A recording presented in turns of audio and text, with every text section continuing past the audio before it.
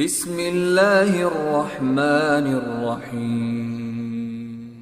Assalamualaikum warahmatullahi wabarakatuh. Sabahul khair anak-anakku semuanya. Alhamdulillah, sabahun nur. Barakallahu fiikum. Anak-anakku yang soleh dan soleha, alhamdulillah pagi ini kita kembali berjumpa dalam pelajaran pendidikan agama Islam. Nah, kemarin kita sudah mempelajari tentang wudhu. Nah, hari ini kita masih tetap di pelajaran yang sama, pelajaran yang ketujuh tentang wudhu ya. Kemarin apa saja yang sudah kita pelajari? Kira-kira ada yang masih ingat? Ya kita bahwasannya syarat sahnya sholat itu adalah berwudhu. Maka seseorang yang sholat dia lupa berwudhu ya, atau sengaja atau lupa, maka sholatnya tidak sah, sholatnya harus dibatalkan ya. Contoh misalnya Pak Guru ya mau sholat zuhur. Nah, karena semangatnya Pak Guru langsung ke masjid, langsung takbir misalkan. Nah, di tengah-tengah sholat Pak Guru teringat, sepertinya saya belum wudhu gitu ya. Nah, pada saat itu Pak Guru membatalkan sholatnya. Pak Guru berwudhu, kemudian mengulangi sholatnya diulang dari awal lagi. Nah, seperti itu contohnya. Nah, apa sih artinya berwudhu itu? Kemarin sudah dijelaskan apa artinya ya. Iya, artinya itu bersuci dari hadas kecil. Hadas itu apa Pak Guru? Hadas itu kan sudah dijelaskan kemarin ya. Apa ya?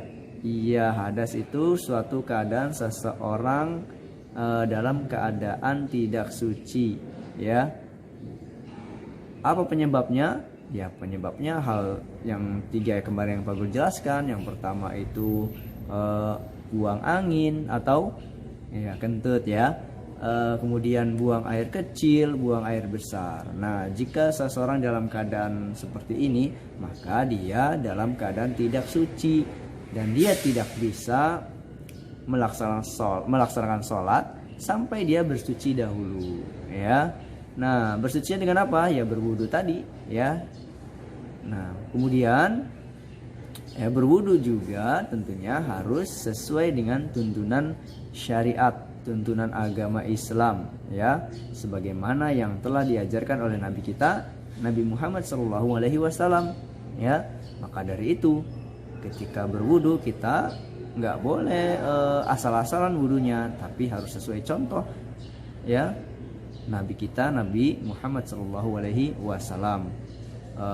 Makanya itu dalam wudhu itu kan kemarin kita sudah belajar tentang adanya syarat-syarat wudhu ya. Semuanya itu ada berapa anak-anakku? Iya, ada 7 ya. Beragama Islam, berakal sehat, tamyiz, berniat, menggunakan air yang suci dan menyucikan, bersuci dari najis ya.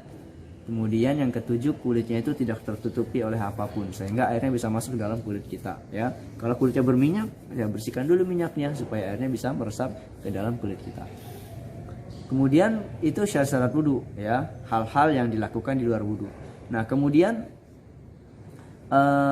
yang dilakukan dalam wudhu, rukun-rukun wudhu ya, yang dilakukan dalam ketika kita berwudhu, semuanya itu ada 6 ya. Yang pertama itu apa ya anakku? Yang pertama apa?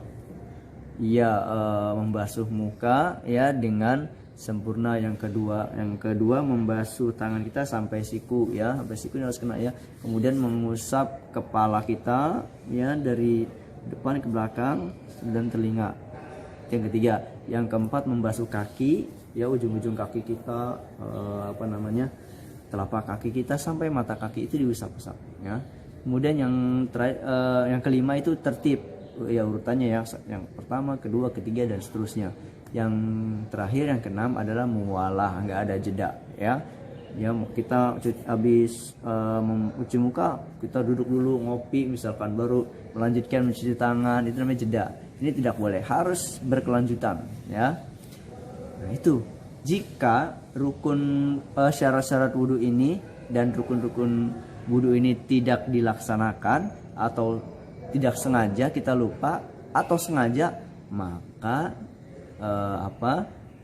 wudhunya tidak sah gitu ya anak-anak ya. Kalau wudhunya nggak sah berarti sholatnya juga tidak sah. Nah, hari ini kita akan lanjutkan pada pelajaran yang selanjutnya ya. Pada halaman keberapa ya? Iya, kita lihat pada halaman yang ke-38 sampai selesai, yaitu sunnah-sunnah wudu. Apa itu sunnah-sunnah wudu? Iya, kita lihat di sini ya. Sebelumnya Pak Guru ingatkan ya, sebelum kita melanjutkan pelajaran kita, anak-anakku di rumah mandi dulu, sarapan ya, pakai pakaian yang bagus. Yang laki-laki pakai pecinya, pakai pakaian muslim ya. Kemudian perempuan menutup aurat, duduknya yang bagus, tidak boleh sambil tiduran, niat ikhlas tentunya, agar ilmu yang kita pelajari ini mendapatkan keberkahan, kemudahan dalam mengamalkannya. Amin ya rabbal alamin. Kita mulai ya pelajaran kita. Jika sudah siap, kita mulai. Bismillahirrahmanirrahim. Alhamdulillah wassalatu wassalamu ala man la nabiyya ba'da. Allahumma inni as'aluka ilman nafi'an wa rizqan thayyiban wa amalan mutaqabbala. Allahumma la sahla illa ma ja'altahu sahla wa anta taj'alul hazna idza syi'ta sahla. Anak-anakku yang dirahmati oleh Allah Subhanahu wa taala, buka bukunya pada halaman 38 sampai 39 insyaallah, tentang sunnah-sunnah wudu ya. Apa itu sunnah-sunnah wudu? Sunnah-sunnah wudu itu adalah perbuatan-perbuatan ya yang pernah dicontohkan oleh Rasulullah Shallallahu Alaihi Wasallam ketika beliau Shallallahu Alaihi Wasallam melakukan wudu. Nah, selain dari rukun-rukun wudu ya, maka itu sunnah-sunnah wudu. Apabila ya seluruh rukun yang 6 tadi kita jelaskan, kita sebutkan, dan sunnah wudu dilaksanakan dengan benar, nah insya Allah wudu kita akan semakin sempurna anak-anakku, dan dibalas dengan pahala yang berlipat ganda oleh Allah Subhanahu wa taala. Nah, di antara sunnah-sunnah wudu itu adalah yang pertama bersiwak ya, bersiwak. Loh, ini kan sikat gigi Pak Guru. Iya, karena Pak Guru nggak punya siwak, bisa diganti dengan sikat gigi ya. Kemudian tapi pakai odol ya, jangan sikat giginya aja, pakai odol itu. Nah, yang kedua membaca bismillah ya. Setelah bersiwak, kita hendak wudu, membaca bismillah gitu ya. Baca bismillah. Kemudian yang ketiga, sunnah yang ketiga itu membasuh kedua telapak tangan. Telapak tangan kita ya. Ini sunnah. Yang keempat berkumur-kumur 3 kali ya. Berkumur-kumur gitu ya. Tahu kan berkumur-kumur ya. 3 kali itu sunnah. Kemudian istinsyak dan istinsyar. Apa itu istinsyak? Memasukkan air ke dalam hidung. Ini air ya, sekalian masuk ke mulut juga masuk ke hidung, masukkan ya.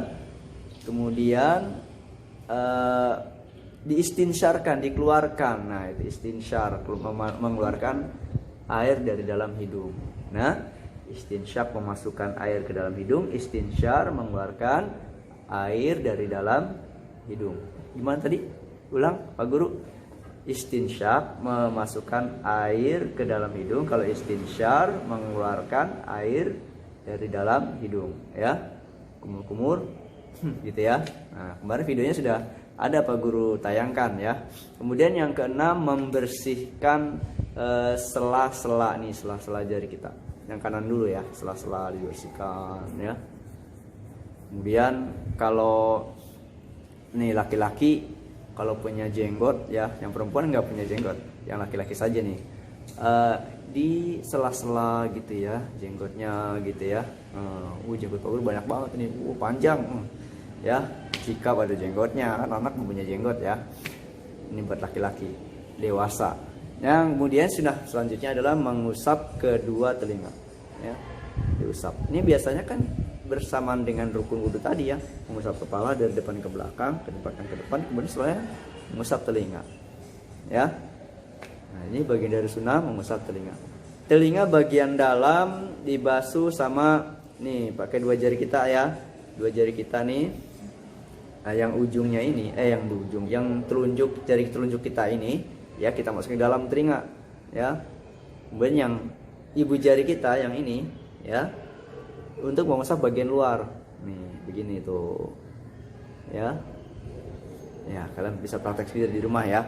Kalau praktek Pak Guru ini datang ke sekolah ya. Nah, kemudian selanjutnya yang ke-8 mendahulukan anggota yang kanan.